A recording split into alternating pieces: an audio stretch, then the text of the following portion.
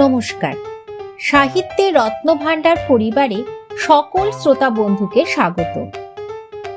আজ আমরা শুনব বাংলা সাহিত্যের এক অনন্য ব্যক্তিত্ব নারায়ণ গঙ্গোপাধ্যায়ের রচনা। তিনি একাধারে ছিলেন খ্যাতিমান কথা সাহিত্যিক, গবেষক, সাংবাদিক ও শিক্ষাবিদ। তার অসাধারণ সৃষ্টি, জনপ্রিয় চরিত্র টেনিদা, তার বিভিন্ন গল্পের হাস্যরস শিশু বৃদ্ধ সবাইকে এক অনাবিল আনন্দ দান করে। আজ আমরা শুনব তার একটি খুব মজার রচনা। গল্পটি নেওয়া হয়েছে আনন্দ পাবলিশার্স থেকে প্রকাশিত সমগ্র কিশোর সাহিত্য থেকে। অনেক রকম চোরের কথা আমরা সবাই জানি, কিন্তু আজ শুনবো এক অন্যমনস্ক চোরের কথা। তাহলে চলুন সবাই মিলে খুব মজা করে শুনি আজকের গল্প, অন্যমনস্ক চোর। তোমরা কখনো অন্যমনস্ক চোর দেখেছো? আমি একবার দেখেছিলাম, সেই কথাই বলি। আমাদের কলকাতার বাসায় তখন কেউ নেই। গরমের ছুটি হওয়াতে সবাই দার্জিলিং বেড়াতে চলে গেছে। 108 ডিগ্রির জ্বালায় আমি একা বসে ছটফট করছি, অথচ আমার কলকাতা ছাড়বার কোনো জো নেই। আইএ পরীক্ষার এক গাদা খাতা দেখতে হচ্ছে। সেদিন রাতে কিছুতেই ঘুম আসছে না। একে তো প্রায় 12:30 অবধি খাতা দেখেছি। মাথার মধ্যে বানান আর ব্যাকরণের ভুলগুলো পোকার মতো কিলবিল করছে। তাই অসহ্য গরম।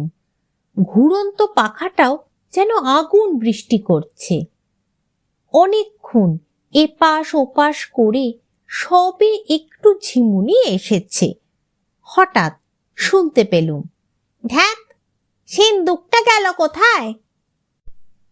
ভাবলুম স্বপ্ন দেখছি। তক্ষুনি আবার কানে এলো, ড্রেসিং টেবিলটা উড়ে গেল নাকি? আর সন্দেহ নেই, ঘরে কেউ ঢুকেছে। পুরো চোখ মেলে পরিষ্কার দেখলুম জানালার কাছে কে দাঁড়িয়ে। মাথার পাশেই টিপয়ের ওপর টেবিল ল্যাম্প ছিল। সুইচ টিপে সেটা জ্বাললুম। যা ভেবেছি তাই, ঘরে চোর ঢুকেছে। সাদা বেনিয়ান আর ধুতি পরা একটা বেটে মতো লোক জানলার পাশটিতে চুপ করে দাঁড়িয়ে। চোর চোর বলে চেঁচাতে যাব, তার আগেই লোকটা হাত জোর করে বললে, কিছু মনে করবেন না স্যার, আপনার ঘুমের ডিস্টার্ব করলুম, একটু ভুল হয়ে গেছে। লোকটার কথার ভঙ্গিতে ভয় কেটে গিয়ে ভারী আশ্চর্য লাগলো আমার। বললুম, তার মানে? সে বললে, এটা তো 52 নম্বরের বাড়ি নয়। আমি বললুম, না, 22 নম্বর। লোকটা বললে, দেখলেন তো, ঠিক ধরেছি। 52 নম্বরের জানলা বেয়ে উঠলেই ডান দিকের দেওয়ালে লোহা সিন্দুক, এই তার নকল চাবি। বলে সে আমাকে একটা ছোট চাবি দেখালে। তারপরে বলে চলল, আর লোহা সিন্দুকের পাশেই হলো ড্রেসিং টেবিল। আজ রাতে গিন্নিমা সিনেমা থেকে ফিরে তার গয়নাগুলো খুলে রাখবেন। ঘরে ঢুকেই আমি টের পেয়েছি সব গড়বড় হয়ে গেছে। ভালো কথা, এটা প্যানি চাতলেন তো? আমি বললুম, না, পটল ডাঙালেন। ওই দেখুন, রাস্তাতেও গন্ডগোল। ধ্যাত, ভালো লাগে নাকি? কি বিচ্ছিরি ভুল দেখুন তো। লোকটার কথাবার্তা অদ্ভুত লাগছিল। মাঝ রাতে জানালা বেয়ে ঘরে ঢুকে এ আবার কি রসিকতা শুরু করলে। বললুম, ব্যাপার কি হে, তোমার মাথা খারাপ নাকি? মাথা খারাপ হতে যাবে কেন স্যার? আমাকে দেখে কি তাই মনে হচ্ছে আমি চোর? চোর? অত অবাক হয়ে গেলেন কেন? লোকটা প্রায় আমাকে ধমকই লাগিয়ে দিলে। রাত্রির বেলা আপনার ঘরের জানালা দিয়ে চোর ঢুকবে না তো কি ডাক পিয়ন ঢুকবে নাকি? কি যে বলেন, কিচ্ছু মানে হয় না। আমি বললুম, ও বুঝেছি, 52 নম্বর প্যারিচাঁদে চুরি করতে গিয়ে 22 নম্বর পটলডাঙ্গায় ঢুকেছ। ঠিক ধরেছেন এবারে, কিন্তু কি ল্যাঠা বলুন দেখি। এতটা জানালা বেয়ে উঠেছি, জলের পাইপের ঘষায় হাঁটু ছাল উঠে গেছে, বুকের ভেতর হাঁপ ধরেছে। এখন কি আর প্যারিচাঁদ লেনে যেতে ইচ্ছে করে? আপনার ঘরে একটু বসবো স্যার, জিরিয়ে নেব একটু। আমার বেশ লাগছিল চোরটাকে। বললুম, তা বসতে পারো। বলেই আমি হাঁ হাঁ করে উঠলুম, আরে আরে, ওটা কিসের ওপর বসছো? কিন্তু ততক্ষণে যা করবার তা করে ফেলেছে। টুলের পাশে কুজোটা ছিল, ভুল করে টুল ভেবে চেপে বসতে গেছে কুজোয়, আর তক্ষুনি পড়ে গেছে মুখ থুবড়ে। কুজো ভেঙে চৌচির, ঘরময় জল। বোকার মতো একগাল হেসে উঠে দাঁড়ালো, ভিজে জবজবে। আমি রেগে পড়লুম, এটা কি হলো শুনি? লোকটা গাল চুলকে পড়লে, আপনার একটু ড্যামেজ করে ফেললুম স্যার, কিছু মনে করবেন না, নিজেও একদম ভিজে গেছি। বললুম, টুলটা টেনে ভালো করে দেখে বসো, আবার রেডিওটার ওপর চাপতে যেও না। সে বললে, না স্যার, বারবার কি আর ভুল হয়? একটা ঝাঁটা দিন, ঘরটা সাফ করে ফেলি। এই যে পেয়েছি। বলে সে আমার ছাতাটা তুলে নিলে। আমি ব্যতিব্যস্ত হয়ে বললুম, রাখো রাখো, ওটা ঝাঁটা নয়, ছাতা। খুব হয়েছে, তোমার আর ঘর সাফ করবার দরকার নেই। লোকটা লজ্জিত হয়ে টুলটার ওপর বসে পড়ল। বার কয়েক কান টান চুলকে বললে, একটা বিড়ি খাবো স্যার, কিছু মনে করবেন না তো? মনে করব কেন, খাও। বলতেই বুক পকেট থেকে টিনের কৌটো আর দেশলাই বের করলে। তারপর একটা দেশলাইয়ের কাঠি মুখে দিয়ে বিড়িটাকে দেশলাইয়ের গায়ে ঘষতে লাগলো। ধ্যাত, ধরছে না, কি যাচ্ছে তাই দেশলাইয়ের কাঠি। আমি বললুম, কি পাগলামো হচ্ছে শুনি? ভালো করে তাকিয়ে দেখো তো কি ঘষছ। হ্যাঁ, তাই ধরছে না। বলেই সে বিড়িটা ফেলে দিলে। তারপর ফস করে দেশলাই ধরিয়ে নিজের মুখে কাঠিতে ঠেকালো। সেটা ফড়াং করে জ্বলে উঠতেই চমকে এক লাফ। ইস, নাকটা পুড়ে গেল স্যার, উফ উফ। বললুম, বিড়ির বদলে দেশলাইয়ের কাঠি ধরালে নাক পুড়বে। তাই তো দেখছি। লোকটা বেজার হয়ে উঠল, দুত্তর, বিড়ি আর খাবই না। বলে সে রেডিওটার ওপর চেপে বসতে গেল। আরে আরে, ওটাই নয়, টুলে বসো। আমি চেঁচিয়ে উঠলুম, ঠিক ধরিয়ে দিয়েছেন স্যার। লোকটা আপ্যায়িত হলো। আর একটু হলেই রেডিওটা শুধু আমি আছাড় খেতুম, কিন্তু নাকটা খুব জ্বলছে বুঝলেন, বোধহয় ফোসকা পড়বে। আমি বিরক্ত হয়ে বললুম, ফোসকা পড়াই উচিত, তোমার যেমন কাণ্ড, এত ভুলো মন নিয়ে চুরি করো কি করে? নাকের ডগায় হাত বুলোতে বুলোতে সে বললে, ওই জন্যেই তো মধ্যে মধ্যে ভারী মুশকিল হয় স্যার। মাস 6 আগে কি কাণ্ড করেছিলুম জানেন? ভিড়ের মধ্যে ট্রামে উঠেছি পকেট মারবো, একজনের পয়সা বাঁধা রুমালটা তুলে নিয়ে যেই ট্রাম থেকে লাফিয়ে পড়েছি, সঙ্গে সঙ্গে কে যেন বললে, পকেট মার, পকেট মার। লোকে তাড়া করলে আমিও টেনে দৌড়। রাস্তার ডান দিকের গলি ভুল করে বাঁ দিকে ছুটলুম।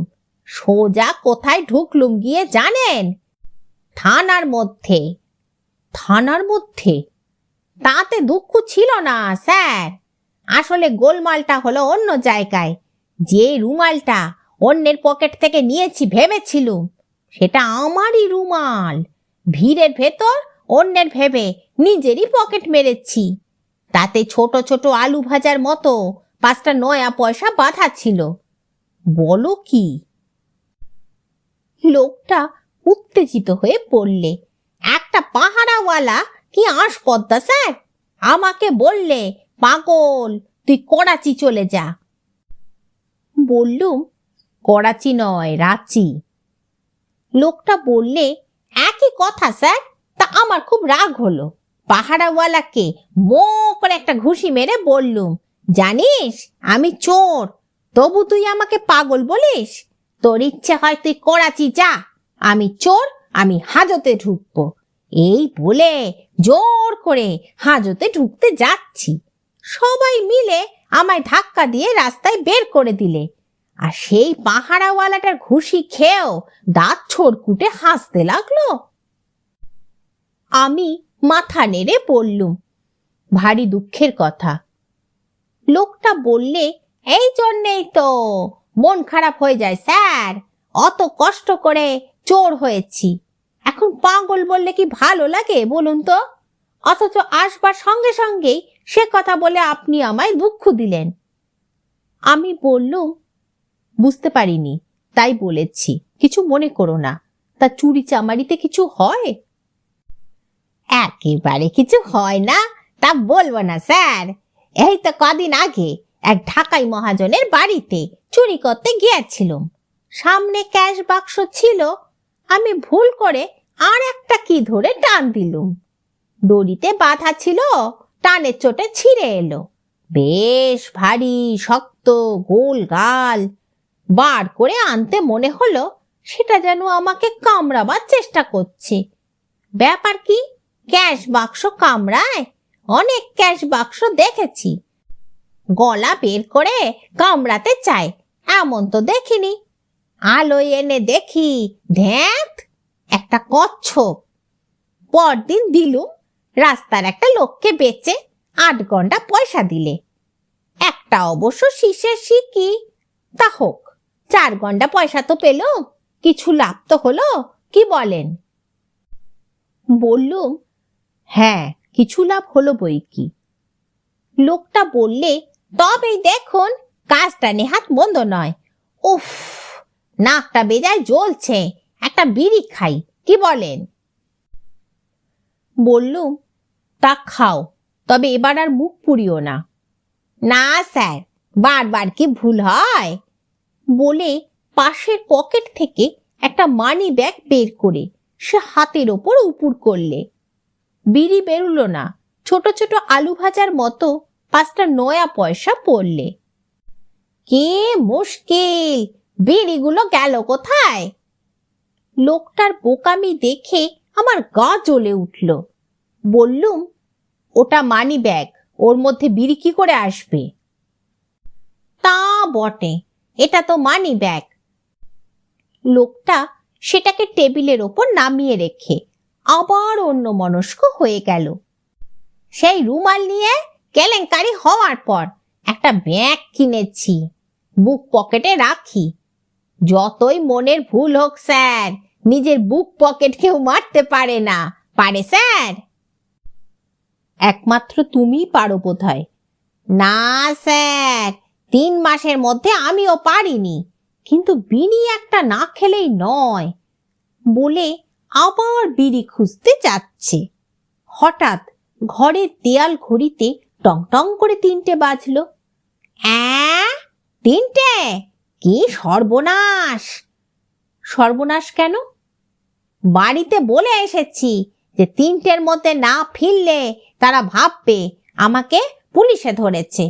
আপনি একটু উঠুন না স্যার। কেন? আমাকে থানায় দিয়ে আসবেন। এবার আমার ভারী রাগ হলো। রাত দুপুরে এ কি জ্বালাতন! একটু ঘুমুতে পেলুম না, এখন আবার থানায় দৌড়তে হবে। বললুম, তুমি বাড়ি যাও, আমার আর হাত জ্বালিও না। লোকটা মিনতি করে বললে, একবারটি চলুন না স্যার, ধরিয়ে দিয়ে আসবেন, আমি বাড়িতে বলে এসেছি। ধৈর্য আর কতক্ষণ থাকে? আমি হঠাৎ বেদম চিৎকার করে উঠলুম, গেট আউট, বেরো, বেরো বলছি। সেই চিৎকারে বিষম চমকে লোকটা জানালা পেয়ে টপ করে লাফিয়ে পড়ল। কেউ করে একটা কাতর আর্তনাদ উঠল। বুঝলুম নেড়ি কুকুরের ঘাড়ে গিয়ে পড়েছে। ভুল করে আবার জ্বালাতে না আসে এই ভেবে শক্ত করে জানলাটা এঁটে দিলুম। সকালে দেখি টেবিলের ওপর 5টা আলু ভাজার মতো নয়া পয়সা আর মানি ব্যাগটা পড়ে আছে। আমার চশমার খাপটা পাওয়া গেল না। যাওয়ার সময় মানি ব্যাগ ভেবে সেইটে নিয়েই পালিয়েছে। শেষ হলো আজকের গল্প অন্যমনস্ক চোর। অন্যমনস্ক চোরের কাণ্ড তো আমরা সবাই উপভোগ করলাম, শুধু দুঃখের মধ্যে লেখকের চশমার খাপটা গেল হারিয়ে। কি আর করা যাবে, তার বদলে তিনি আমাদের উপহার দিলেন এক অনাবিল আনন্দ। ফিরে আসবো নতুন গল্প নিয়ে খুব তাড়াতাড়ি। সবাই খুব ভালো থাকবেন। নমস্কার।